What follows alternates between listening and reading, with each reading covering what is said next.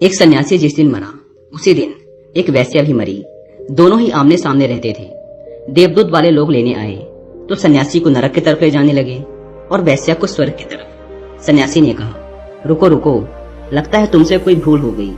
यह क्या उल्टा पुल्टा हो रहा है? मुझ सन्यासी को नरक की तरफ और वैश्या को स्वर्ग की तरफ। क्यों भाई?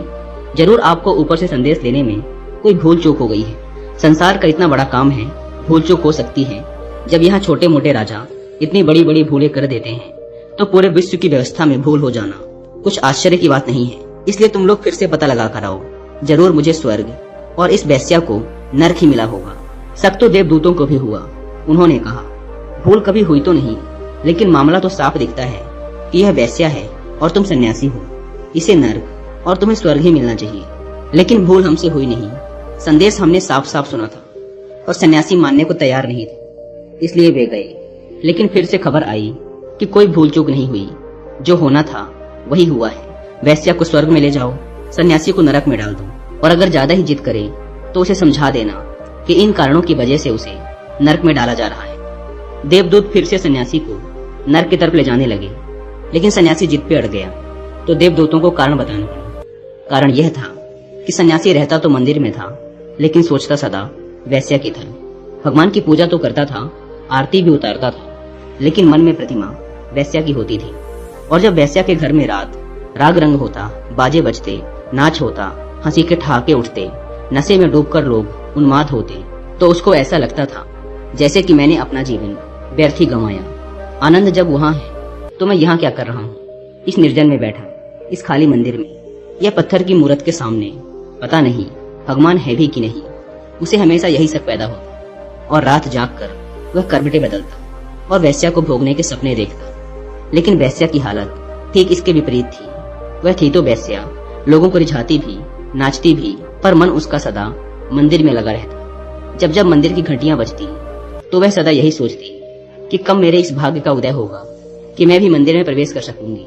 मैं अभागन, मैंने तो अपना पूरा जीवन इस गंदगी में ही बिता दिया। अगले जन्म में हे परमात्मा, भले ही मुझे मंदिर की पुजारी मत बनाना, लेकिन मुझे मंदिर की सीढ़ियों की धूल भी बना देगा तो भी चलेगा। मैं उनके पैरों के नीचे पड़ी रहूंगी जो पूजा करने आते हैं। उतना ही बहुत है मेरे लिए।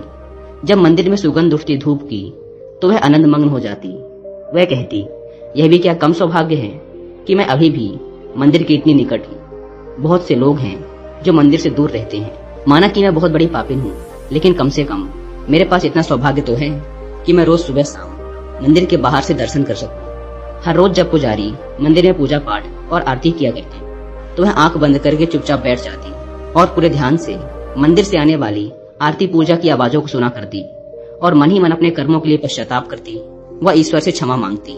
पुजारी वैश्या की सोचा करता और वैश्या पूजा की सोचती। पुजारी नरक चला गया, वैश्या स्वर्ग चली गई। अतः जैसी आपकी सोच होगी वैसा ही आपका जीवन होगा, और जैसे आपके कर्म होंगे वैसे ही आपको भोगना होगा। असली सवाल ये नहीं कि हम बाहर से क्या हैं, असली सवाल तो ये है कि हम भीतर से क्या हैं। भीतर से ही सही निर्णय होते हैं। गौतम बुद्ध ने भी कहा है, तुम्हारे विचार ही तुम्हारे कर्म हैं।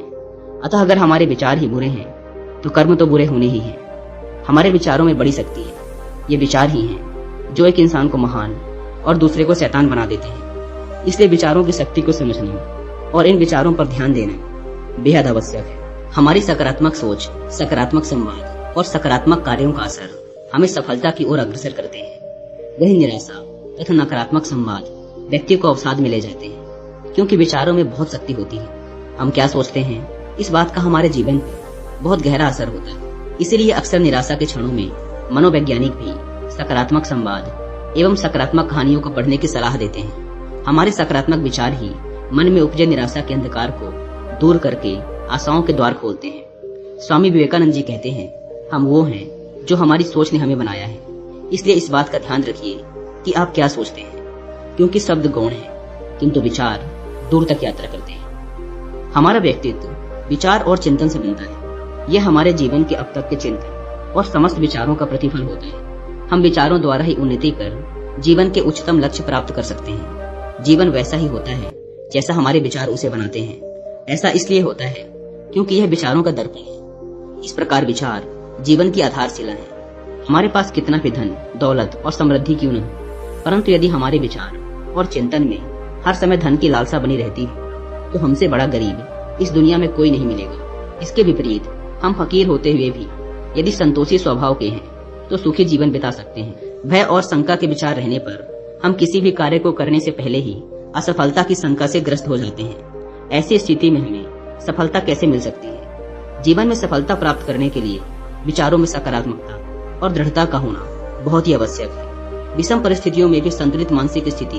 और रचनात्मक सोच द्वारा हम सफलता की ओर अग्रसर हो सकते हैं। नकारात्मक सोच होने पर हमारे अंदर प्रत्येक गलती के लिए अपने को दोषी समझने की आदत बन जाती है। इस स्थिति से विचार शक्ति द्वारा ही निकला जा सकता है। मनुष्य सदा क्रियाशील रहता है। उसके कर्म, उसकी भावनाओं के साथ विचार की शक्ति का गहरा संबंध है। मन एक कार्यशाला है जिसमें न केवल चिंतन होता है बल्कि विचारों का उदय भी होता है। विचारों की शुद्धता, परिपुष्टता और उत्कृष्टता के लिए मन का शुद्ध और पवित्र होना बहुत ही आवश्यक है। मन को शुद्ध करने के लिए संपूर्ण जीवन में यानी मनुष्य के समस्त कार्यों व व्यवहार में सत्य का होना परम आवश्यक है। दुनिया में यदि कोई व्यक्ति महान बना है तो उसके पीछे उसकी विचार शक्ति रही है। राम, कृष्ण, महावीर, गौतम बुद्ध आदि जितने भी महापुरुष हुए हैं वे अपने उत्कृष्ट विचारों के कारण ही अनेक बलिदान कर महान पद प्राप्त कर सके थे। हमें सुखी, समृद्ध और पवित्र जीवन के लिए विचार शक्ति को हमेशा शुद्ध और सशक्त बनाना चाहिए।